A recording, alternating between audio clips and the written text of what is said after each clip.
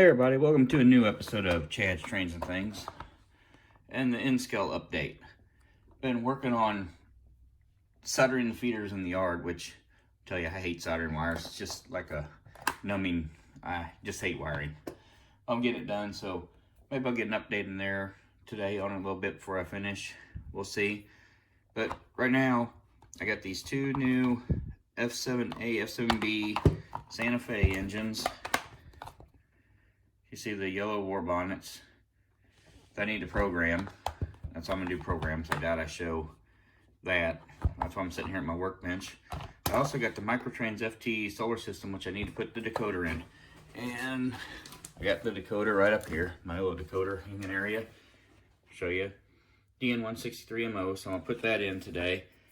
I'm gonna show you these as I go through. I'm not gonna like keep the camera on step by step while I do it. You can go online and see that kind of stuff. I'll just kind of show this off. Engine, like I get the cover, I'll show that.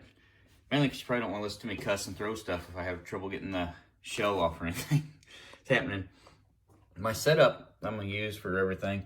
So I just got a original Digitrack Zephyr setup plugged in over here. And I built this board. This back track here with the coupler height gauge and everything is my programming track. The front track is actually live running track, so I can test everything on both of them without moving stuff around. The Zephyr is coming in perfect for that.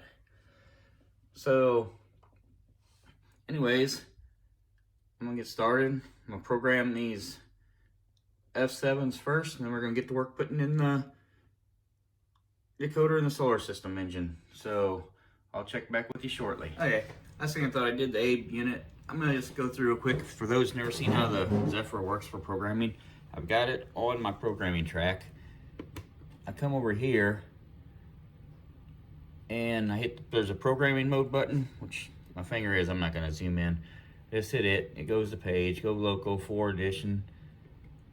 I'm gonna name this one 330 like the other one. I'm gonna hit right. It's flashing, it's flashing. It says it's good. I'm gonna exit. Then, with how my stuff's set up, I'll bring it up to here, which my track that's actually on the main power. It's on forward, so it should go. Just see here. Okay.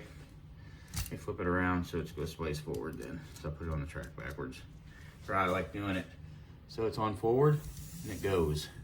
Flip it over to reverse. And it goes. So it's now programmed to 330. Along with this, the A unit.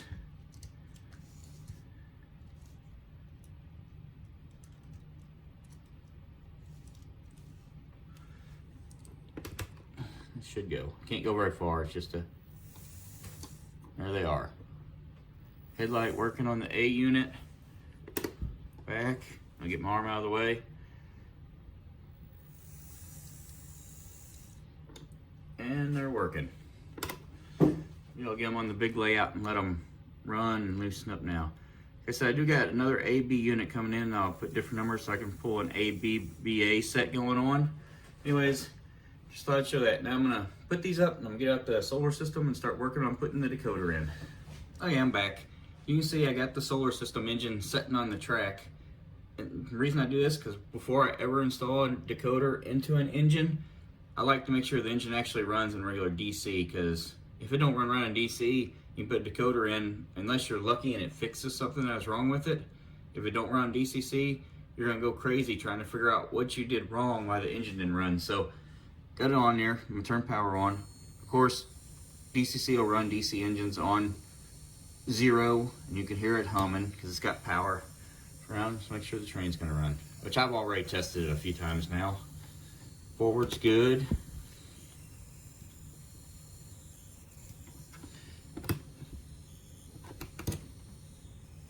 There it goes. Reverse is good.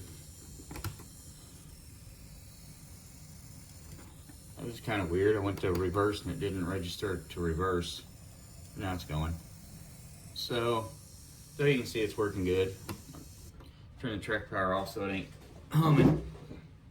Here is the Digitrax decoder I'm using, the DN163MO. It is a straight up light board replacement. We get the shell off.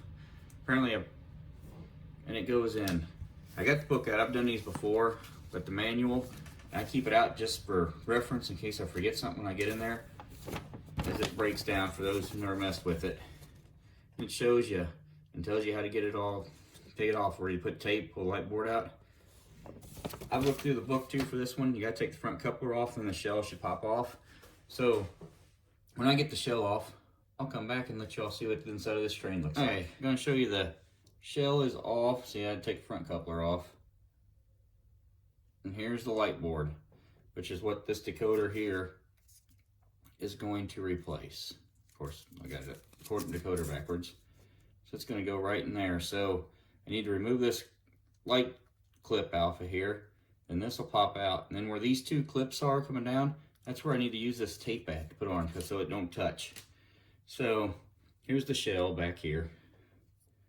It's sitting in my cradle that I have for working on engines. The coupler's back here too. It goes back in front once I get to it. So may try to see if I can pop this off. Nah, I'm gonna have to have full on looking at it. So I'll come back and show you where the tape goes when I get to that point. Okay, here we go. You can see where I put the tape. Let me get up here where you can see it. The computer, the tabs here on the decoder that you can see come down, you gotta come down and touch that, but you do not want them touching the metal because that'll smoke the decoder. So you gotta put the tape on to make sure that there's no way that they can touch the metal at all going around. So that's what it is. And then this decoder, you know, sitting here, and these pieces are just going to slide back in, and you got to get them in where they go. So I'm going to get the decoder in place, and I'll come back and we'll test it to make sure it all works first and program it all up. So I'll be back shortly. You can see decoder is in place. I've tested before, y'all do, and the lights come on, but the tabs are not touching very well. So I'm losing contact with the rail, so it'll go stop, go stop. So I'm gonna do what I do with the majority of my plug and play still. I'm gonna go ahead and touch solder the bar, the pickups coming down with the decoder to where they go here to make sure I get 100% connectivity all the time on that. I do it on probably 90% of the decoders I place, even on the plug and plays, just because of this issue that you can sometimes have. Or it'll work great and they'll be running and quitting it because you're losing. So I'm gonna go ahead and get the soldering iron out, and I'm gonna touch solder them so they're touching good, and then I'll come back with you and hopefully it'll all be running good. So I'll see you then. Okay, solder, don't hold me accountable. I'm not the best solderer in the world, but right there it's soldered. And this side, all I did is basically put a little solder on the bar and then smeared it over onto the contacts so they're touching. Now let's see, I'm gonna do this live and see if that's helped it out or not. Hopefully it did, otherwise I'm gonna look bad if this engine don't run after doing that. Power it up, go forward, headlight's still working, and she went forward.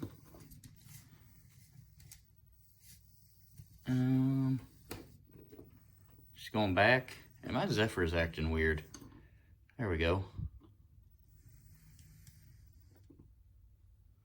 Uh-oh.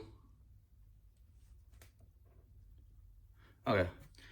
That's all we're saying. I was looking and pay attention to the coupler, but it's on the actual shell, not on the... Okay, forward.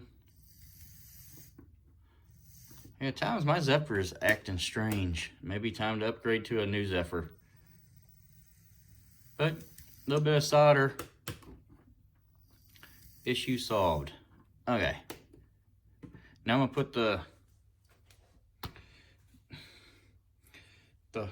light thing back on. I'll leave it on here because it should just take a second for me to pop it back in where it goes. And I'll test it again to see if it's gonna work with this on. Popped on, popped on. A little black piece, little cover for the light. It's back on. See if she's still gonna run.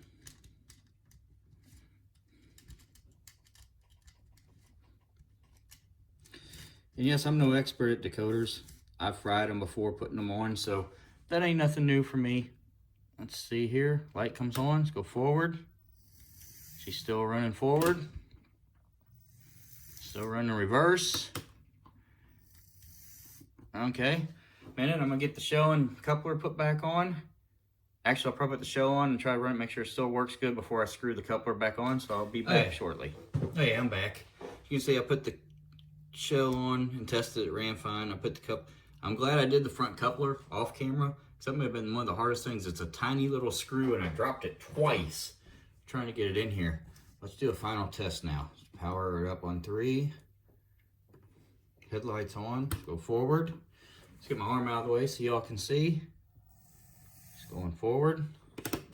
Back in reverse. And there's the, some reason, losing signal with the Zephyr.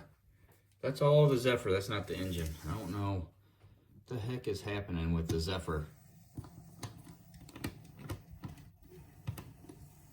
See, it's like it's not changing. The Zephyr's not changing.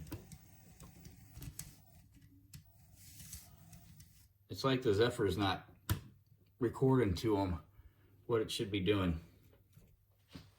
But it's working. I'm gonna have to figure out the Zephyr, because that's weird. That's a new issue I've never had with it before. So that's kind of interesting. Something may be going out, because it is an older Zephyr. Let's try it again. See, it's just taking off with the Zephyr. Anyways, I'm gonna, does this even got a number on this engine? Well, I left to be programming, because I don't want to leave it on 3. And I showed you all how to do that. So I'm going to end this video here. I'm not going anymore. We're pushing over 10 minutes long on this video now, so I think it's going to be long enough, because I don't like having real long videos. So what I've done in the yard and everything, I'll go on next week's video, which is probably going to make for a pretty, it may be a longer video too by the time it's said and done with what I'm working on with the in-scale layout and everything. So hope you enjoyed this. As always, like and subscribe if you haven't already. We're at, when I'm filming this, we're at 94 subscribers right now, so I'm getting really close to 100 subscribers, which I never thought anybody'd want to watch me do videos on trains. But hey, thank you all for coming, watching, subscribing. Hit that bell notification if you want to be notified anytime I upload videos, which I try to do. For those who don't know, I'm going to update.